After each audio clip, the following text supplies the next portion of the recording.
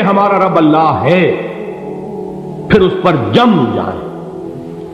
ان پر فرشتوں کا نزول ہوتا ہے، نہ کوئی غم کرو نہ خوف، خوشیاں مناؤ جنت کی جس کا تم سے وعدہ کیا گیا تھا۔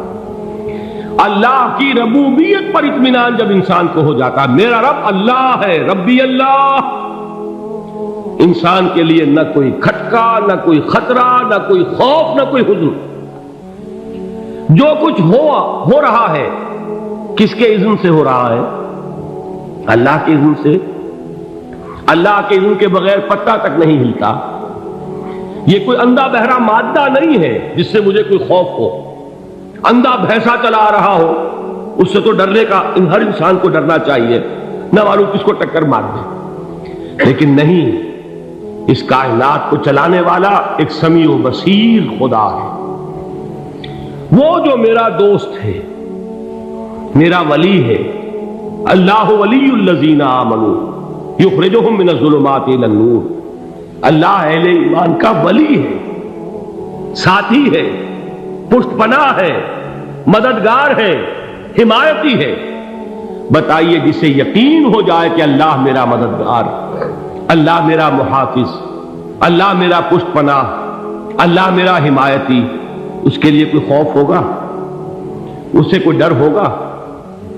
میں مثال دیا کرتا ہوں ایک بہت سادہ، پنجاب کے دیہات کی۔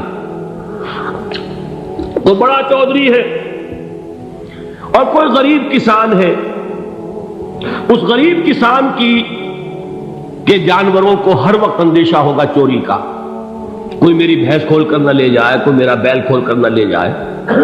لیکن جس کے بارے میں یہ سب کو معلوم ہو کہ وہ جو بڑا چودھری ہے وہ اس کا دوست ہے، اس کی بچیا کو کوئی خوف ہوگا؟ اس کی بھینس پر کوئی ہاتھ ڈالے گا؟ اسے کوئی اندیشہ ہوگا؟ نہیں۔ کیوں؟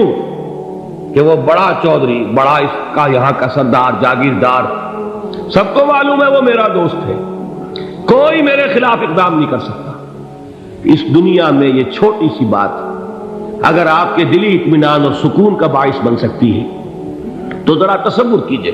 میں لفظ تصور استعمال کروں گا صرف اس لیے کہ اس کا ہم جس کو کہتے ہیں ادراک اور شعور کر نہیں سکتے، اگر کے ساتھ کر سکتے۔ اگر یقین ہو کہ اللہ میرا مددگار اور یقین ہو کہ اللہ ہر آن میرے ساتھ ہے، پھر کوئی خوف؟ کس کا خوف؟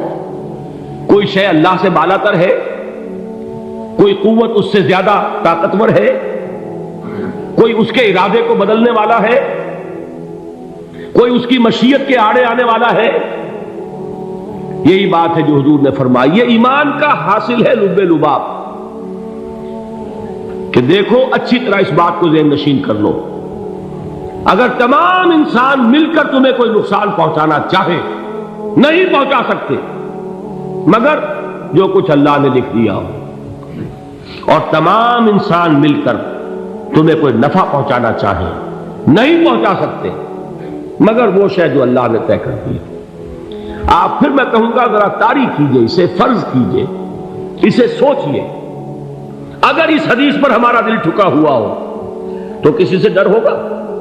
یہ مجھے نقصان نہ پہنچا دے، یہ میری رپورٹ خراب نہ کر دے، یہ میری انکریمنٹ نہ رکوا دے، یہ میرا یہ نہ بگاڑ دے، یہ میرا یہ نقصان نہ پہنچا دے، اس کا ڈر، اس کا ڈر، اس کا خوف، اس کی خوشامد، اس کے لیے جا کر طرح طرح سے اپنی عزت نفس کو ذلیل کروانا اس کے سامنے۔ یہ سب کچھ کیوں کرتا ہے انسان؟ جب سمجھتا ہے کہ اس کے ہاتھ میں میرا کوئی نفع ہے، اس کے ہاتھ میں میرے لیے کوئی ضرر ہے، یہ مجھے کوئی غضب پہنچا سکتا ہے، یہ مجھے کوئی نقصان پہنچا سکتا ہے، یہ میرا کوئی کام بنا سکتا ہے، یہ میری کوئی ضرورت پوری کر سکتا ہے، اسی کا نام شرک ہے۔ جہاں آپ نے یہ سمجھا کہ غیر اللہ کے اندر کوئی طاقت موجود ہے، وہی شرک ہے۔ بتوں سے تجھ کو امیدیں، خدا سے نومیدی، مجھے بتا تو صحیح اور کافری کیا ہے؟ شرک تو یہ ہے۔ جس پر بھی تمہیں یہ خیال ہے، کلمہ ہے یہ کلمہ سوم، لا حول ولا قوت الا باللہ، ذرا اس پر دل کو کبھی اگر آپ تصور کریں، پھر فرض کریں، دل ٹھک جائے اس پر، کوئی طاقت نہیں۔ یہی بات تھی جو شیخ عبد القادر جیلانی رحمۃ اللہ علیہ نے اپنی وصیت میں اپنے بچے سے کہی. 11ویں دینے والے ہیں، لیکن حضرت شیخ عبد القادر جیلانی کی وصیت اور تعلیمات کو کتنے لوگ ہیں تم جانتے ہو؟ یہ جن مقامات تک پہنچے ہیں وہ کس چیز کی بدولت پہنچے؟ انہوں نے جو پیغام دیا وہ کیا تھا؟ اے میرے بچے، جس طریقے سے قرآن مجید میں حضرت لقمان کی نصیحتیں جو ہے نقل کر دی گئی ہیں، میں یہ عرض کروں گا بالفرض اگر قرآن حضرت عبد القادر جیلانی کے بعد نازل ہوا ہوتا تو شیخ عبد القادر کی یہ نصیحتیں بھی قرآن میں درج ہوتی. اتنی اونچی نصیحتیں ہیں. اے میرے بچے، اس حقیقت کو ذہن نشین کر لے، لا فاعل فی الحقیقت ولا مؤثر الا اللہ. اس کائنات میں نہ کوئی فاعل حقیقی ہے نہ مؤثر حقیقی ہے سوائے اللہ. کسی شے میں کوئی تاثیر نہیں اگر اللہ نہ چاہے. آگ جلا نہیں سکتی اگر اللہ نہ چاہے. پانی ڈبو نہیں سکتا اگر اللہ نہ چاہے. زہر ہلاک نہیں کر سکتا اگر اللہ نہ چاہے. کوئی چیز فائدہ نہیں پہنچا سکتی اگر اللہ نہ چاہے. تو در در پہ کیوں سر جھکاتے ہو؟ در در پر کیوں جبیں سائی کرتے ہو؟ سب کے سامنے کیوں ہاتھ پھیلاتے ہو؟ ایک اللہ سے مانگو، ایک اللہ کے سامنے زمین پر اپنی جبین رکھو. لا فاعل فی الحقیقت ولا مؤثر الا اللہ. نظر آتا ہے ہمیں کہ پانی پیاس بجھا دیتا ہے. پیاس بجھانے کی صلاحیت پانی میں نہیں ہے، اللہ کے اذن سے. کھانا بھوک مٹا دیتا ہے. بھوک مٹانے کی صلاحیت کھانے میں نہیں ہے، اذن رب میں. دیکھیے یہی یقین تھا. حضرت موسیٰ علیہ السلام کا واقعہ یاد کیجئے. سامنے سمندر آ گیا ہے، قوم دیکھتی ہے پیچھے کہ گرد و غبار کا طوفان. معلوم ہوا کہ فرعون اپنے لشکر سمیت آ گیا. لشکر جب چلتا تھا تیز رفتاری کے ساتھ تو گرد و غبار کا جو طوفان اٹھتا تھا اس کا تصور کیجیے. اور لمحہ بلمحہ وہ قریب آ رہا ہے. پوری قوم نے کیا کہا؟ اے موسیٰ انا لمدرکون، اے موسیٰ ہم کو پکڑے گئے. قرآن مجید میں تو یہاں وہ باتیں نہیں لکھی ہیں، لیکن تورات میں یہ درج ہے کہ بنی اسرائیل جھگڑنے لگے، دست و گریبان ہو گئے موسیٰ کے ساتھ. موسیٰ نے یہاں مروایا لا کر، اس سے تو ہم ہی بہتر تھے. وہاں کھانے کو ملتا تھا، زندگی تو تھی. بیگار ہم کر رہے تھے، موت تو نہیں تھی. اب جو کچھ ہوگا اس کا تصور کرو، جس طریقے سے ہمارے ٹکڑے اڑائے جائیں گے. تو لڑ رہے ہیں حضرت موسیٰ علیہ السلام سے. یہ تورات کی تفصیل ہے. قرآن میں صرف اتنا آیا ہے، پریشان ہو کر انہوں نے کہا انا لمدرکون، موسیٰ ہم کو پکڑے گئے. اس وقت موسیٰ کا جواب کیا ہے؟ کلا ان معی ربی سیہدین. نہیں، میرے ساتھ میرا رب ہے، وہ راستہ دے گا. بتائیے کہاں راستہ نظر آ رہا ہے؟ یہ ہے ایمان بالغیب. راستہ نظر نہ آئے تب اللہ پر یقین ایمان ہے. جیب میں پیسے ہوں اور تب دل کو اطمینان ہے تو ایمان کس پر ہوا؟ پیسے پر، اللہ پر نہیں. جب وسائل و ذرائع نہ ہو اور پھر یقین ہو کہ اللہ مسبب الاسباب ہے، وہ اسباب کا پابند نہیں ہے، وہ اسباب کا محتاج نہیں ہے، اسباب اس کے محتاج ہے. اگر یہ یقین ہے تو اللہ پر ایمان ہے. یہ نہیں ہے تو تمہارا ایمان اسباب پر ہے، وسائل پر ہے، ذرائع پر ہے، مادیات پر ہے، اللہ پر نہیں. اس وقت کہاں راستہ تھا؟ کوئی راستہ تھا؟ سمندر ہے اور ادھر سے لشکر آ گیا ہے. کلا ان معی ربی سیہدین. اب دیکھیے ایمان کہہ دینا آسان ہے، ہوا معکم اینما کنتم، جہاں کہیں بھی تم ہوتے ہو اللہ تمہارے ساتھ ہوتا ہے. لیکن اس کا یقین قائم ہو جائے تو زمین و آسمان کا فرق واقع ہو جائے.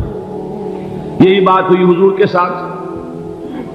غار ہے، چھپے ہوئے ہیں محمد رسول اللہ اور آپ کے وہ یار غار ابو بکر صدیق رضی اللہ تعالی عنہ. اقبال نے حضرت ابو بکر کی شان میں چند اشعار کہیں صرف، لیکن واقعہ یہ ہے کہ بھاری بھاری نظموں پر اور قصیدوں پر بھاری ہے. طویل ترین نظمیں اور قصیدے ہوں ان پر بھاری ہے. ہمتیں ابو بکر کی ہمت جو ہے کشت ملت را چو ابر، جیسے بارش سے کھیتی اپجتی ہے، ابو بکر کی ہمت اور عزیمت اس امت کو اسی طرح سینچنے والی ہے۔ ثانیے اسلام و غار و بدر و قبر، وہ دوسرے تھے اسلام میں، دوسرے پہلے کون تھے؟ انا اول المومنین، حضور فرماتے ہیں سب سے پہلا ایمان لانے والا میں، دوسرے ابو بکر۔ ویسے ہمارے ہاں یہ چلتا ہے اختلاف، حضرت علی پہلے ہیں کہ حضرت ابو بکر پہلے ہیں، لیکن اس میں بڑی خوبصورت تطبیق قائم کی ہے علماء نے، اور بہت صحیح ہے۔ چار کے بارے میں فیصلہ ہی مت کرو کہ کون پہلے، ان کی ایک عجیب تقسیم کر دی ہے۔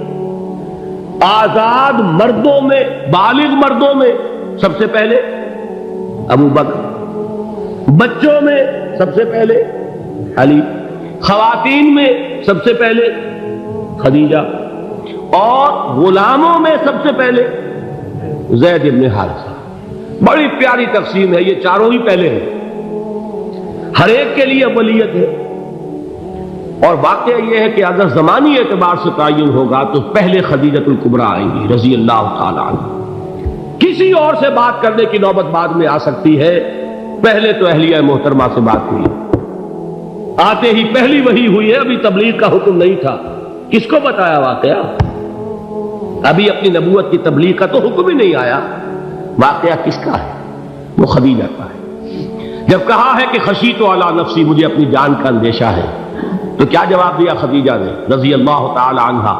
وہ صدیقۃ الکبریٰ ہے، صدیقات جو ہے خواتین ان میں چوٹی پر خدیجۃ الکبریٰ ہے رضی اللہ تعالی عنہا، اور صدیق جو مرد ہیں ان میں صدیق اکبر ہے ابو بکر صدیق رضی اللہ تعالی عنہ، لیکن صدیقات میں چوٹی پر۔ جب حضور نے فرمایا خشیت علی نفسی، کیا فرمایا، کیا عرض کیا، کیسے تسلی دی؟